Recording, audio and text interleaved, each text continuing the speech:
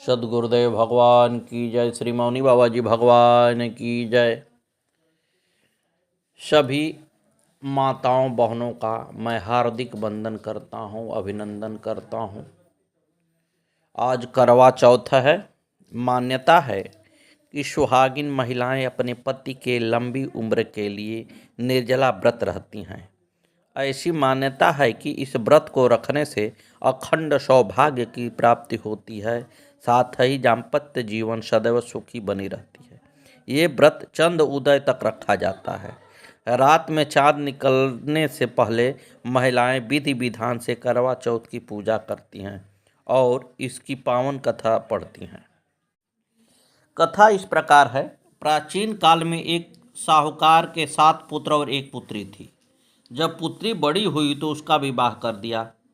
जब कार्तिक कृष्ण पक्ष की चतुर्थी आई तो कन्या ने करवा चौथ का व्रत रखा, लेकिन 7 भाइयों की लाडली बहन को चंद्रोदय से पहले ही भूख सताने लगी। उसका मुरझाया हुआ चेहरा उसके भाइयों ने देखा नहीं गया, अतः वे कुछ उपाय सोचने लगे। उन्होंने अपनी बहन से चंद्रोदय से पहले ही भोजन करने को कहा, लेकिन वह नहीं मानी। उसने कहा जब तक चांद नहीं निकलेगा वह भोजन नहीं करेगी। तब भाइयों ने एक योजना बनाई और पीपल के वृक्ष की आड़ में प्रकाश करके कहा, देखो चंद्रोदय हो गया, उठो अर्घ देकर भोजन करो। बहन भाइयों की ये चाल समझ नहीं पाई और उसने नकली चांद का अर्घ देकर अपना व्रत खोल दिया। भोजन करते ही उसके पति मर गए। वह रोने चिल्लाने लगी। दैव योग से उस समय इंद्राणी देवदासियों के साथ वहां से जा रही थी। रोने की आवाज़ सुनकर वह साहूकार की पुत्री के पास गई और उससे रोने का कारण पूछा। उस कन्या ने सब हाल कह सुनाया। तब इंद्राणी ने कहा, तुमने करवा चौथ के व्रत में चंद्रोदय से पूर्व ही अन्न जल ग्रहण कर लिया, इस कारण ही ऐसा हुआ है। अब यदि तुम मृत पति की सेवा करती हुई 12 महीनों तक प्रत्येक चौथ को यथा विधि व्रत करेगी, फिर करवा चौथ का विधिवत गौरी शिव गणेश कार्तिकेय सहित चंद्रमा का विधिवत पूजन करेगी और चंद्र उदय के बाद अर्घ देकर अन्न जल ग्रहण करेगी तो तुम्हारे पति अवश्य जीवित होंगे। ब्राह्मण कन्या ने ठीक ऐसा ही किया। उसने 12 माह की चौथ सहित विधि पूर्वक करवा चौथ का व्रत किया। व्रत के प्रभाव से उनका मृत पति जीवित हो गया। कहते हैं जो भी महिला करवा चौथ की व्रत विधि विधान से रखती हैं उसके पति को अखंड सौभाग्य की प्राप्त होती है। महाराज कहते हैं ना कि उम्मीद एक ऐसी ऊर्जा है जिससे जिंदगी का कोई भी अंधेरा रोशन किया जा सकता है। यदि हम सकारात्मक सोच से मन प्रसन्न रहता है तो सकारात्मक ही सोचना चाहिए और प्रसन्न मन से हर कार्य सफल भी होते हैं, इसमें कोई दो राय नहीं है। लोग जो है नारियों पर लांछन लगा देते हैं, इससे हम सभी को बचना चाहिए। देखिए, राजगृह नगर में एक धनी सेठ की विवाहिता पुत्री परम धार्मिक व त्यागी स्वभाव की थी। वह पति से कहा करती थी, सांसारिक मोह माया में फंसे रहना अमूल्य जीवन को बेकार करना है। क्यों न हम दोनों अपना जीवन परोपकार और धर्म कार्य में लगाएं। एक दिन पति की स्वीकृति लेकर वह देवदत्त के धर्म विहार जा पहुंची। वहां तपस्वी का जीवन जीने लगी। एक दिन देवदत्त को पता चला कि यह युवती गर्भवती है। देवदत्त ने उसे यह कहकर आश्रम से निकाल दिया कि उस पर तथा आश्रम पर निराधार लांछन लगाए जाने का भय है। वो बेसहारा हुई और जंगल में बैठकर तपस्या करने लगी। गौतम बुद्ध को जब इसका पता चला तो उन्होंने उसे बुलवाया, उसकी व्यथा सुनी तथा अपने आश्रम में आश्रय दिया। बेटी की तरह उसका ध्यान रखा। गौतम उसकी तपस्या, संयम व ज्ञान से प्रभावित हुए। उन्होंने अनुभव किया कि यह तो वास्तव में पतिव्रता और शुद्ध हृदय वाली महान आत्मा है। देवदत्त ने संशय के कारण उसे गर्भावस्था में आश्रम से निकालकर घोर पाप किया है। उन्होंने देवदत्त को बुलाकर कहा, संशय से ग्रस्त होकर किसी तपस्वी नारी को अपमान करने से बड़ा अधर्म दूसरा कोई नहीं होता। साध्वी महिला ने समय पर बच्चे का जन्म दिया। गौतम बुद्ध के सत्संग व मां के संस्कारों के कारण 7 वर्ष की आयु में वह बालक कश्यप बुद्ध के नाम से विख्यात हुई।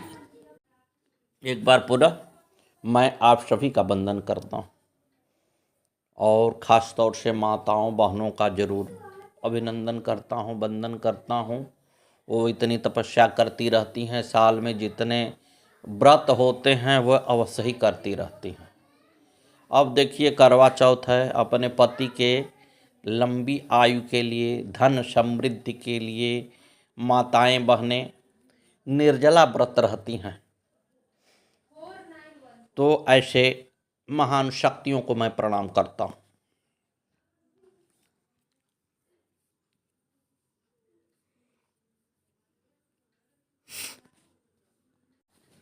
साहब वो समय चला गया जब महिलाओं को लोग पैर की जूती समझते थे।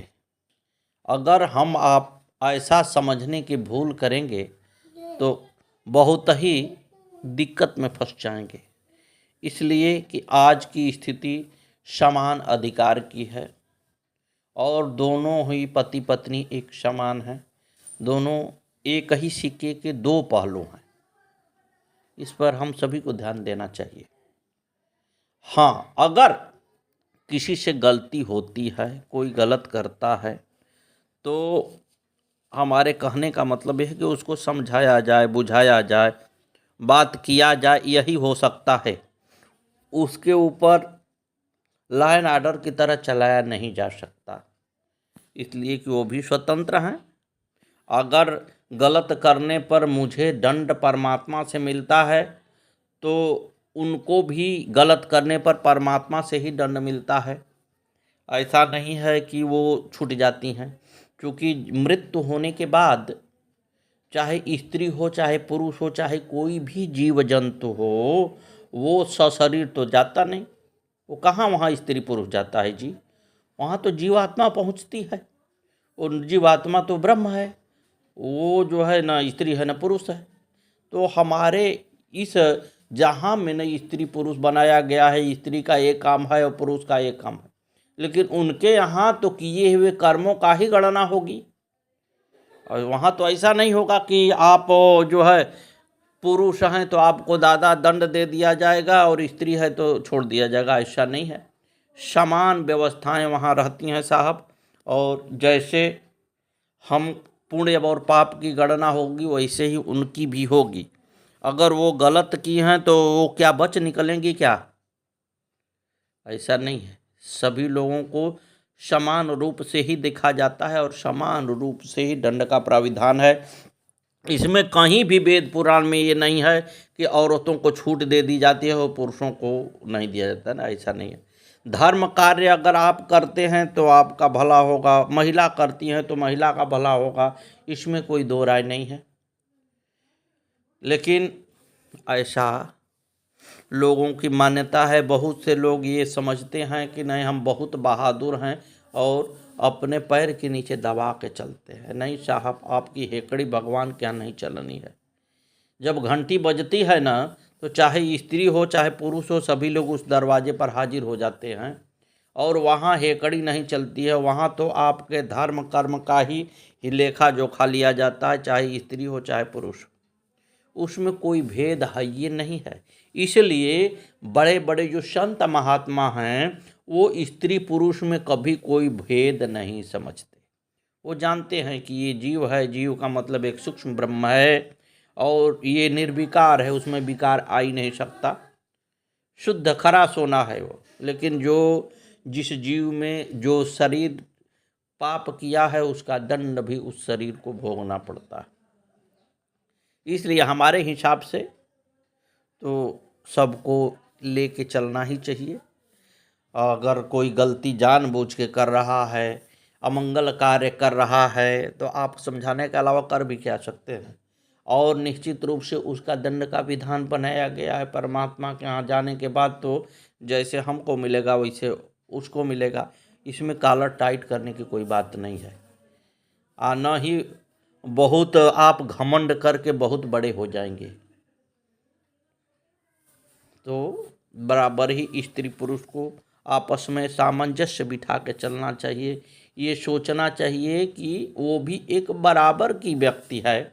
उसमें ऐसा नहीं है कि जो लिंग लगा हुआ है उसमें भेद है, किसी भी प्रकार का भेद नहीं है। ये तो उल्टा पलटी है, चलता रहता है। आज पुरुष हो गए, कभी कालांतर में स्त्री हो जाएंगे, इसमें क्या है। लेकिन जो जूता वाली बात है हमको पसंद नहीं आता है। हम तो यही चाहते हैं कि बराबर के हिसाब से ही लोगों पर दृष्टि रखी जाए। आज जो है हम पुरुष हैं तो बहुत हेकड़ी वाली बात नहीं है, परमात्मा की बहुत बड़ी मेहरबानी रही है, मुझे भेजे हैं। तो इसमें जो है महिलाएं और पुरुष दोनों एक समान हैं। हमसे चूक होती है तो मेरी बिगड़ना हो रही है, उस महिला से चूक होती है तो उसकी बिगड़ना हो रही है। हाँ, बार बार ये समझाया जाता है कि महिलाओं को पतिव्रता होना ही चाहिए। तो ऐसा नहीं है कि पुरुष को छोड़ दिया गया है कि तुम अपने धर्म को छोड़ के अधर्म कर्म करो, दुष्कर्म करो, ऐसा तो नहीं है। अगर व्यभिचारी है तो उसको भी उसी तरह का दंड का प्राविधान है। तो ऐसा तो नहीं है कि मुझे मिलेगा उसको माफ़ कर दिया जाए, सबको मिलता है श्रीमान। इसलिए बराबर अपने आचरणों को शुद्ध बनाए रखें। सबसे बड़ी बात है कि अपने आचरण को अपने मुट्ठी में रखें, निगोटा को एकदम टाइट रखें। और अपने पत्नी के अलावा सारा जहां हमारा माता और बहन यही है और कोई नहीं। मुझे किसी से अगर कहना हो कोई माता तो मैं तुरंत बोल दूंगा माता, उसमें कुछ भी नहीं जाता है, माता ही है। तो इसमें संदेह नहीं होना चाहिए, बड़ा ही सात्विक होना चाहिए, उच्च विचार रखना चाहिए। और एक चीज़ और है कि अगर हम किसी के घर में जाते हैं तो वहाँ जो महिलाएं हैं उसको अपनी दृष्टि से माता बहन की नज़र से देखें, अधर्म न करें। क्योंकि आपके घर में आपकी पत्नी मौजूद है, उसके अलावा आप जहाँ भी जा रहे हैं वहाँ अगर बेटी बहन हैं तो आप अपनी माँ और बहन ही समझें, कुदृष्टि नहीं करें, अन्यथा परमात्मा देख रहा है, बड़े कठोर दंड मिलेगा आपको। ये बदमाशी करने की कोशिश न करें, क्योंकि उसकी भी इज्जत है। जिस घर में जा रहे हैं वहाँ महिलाएं ही हैं तो वो एक सबल हैं, और उसका जो है आप सम्मान करें, उसका वंदन करें, अभिनंदन करें। लेकिन गलत दृष्टि न रखें। जो दृष्टि दोष है ना महाराज, ये जो है उठा के पटकेगी, आपको कहीं की नहीं छोड़ेगी। इसलिए दृष्टि दोष न रखें। वो सब माताएं बहनें हैं, सभी वंदनीय हैं, सभी पूजनीय हैं। जय जय श्री सीताराम।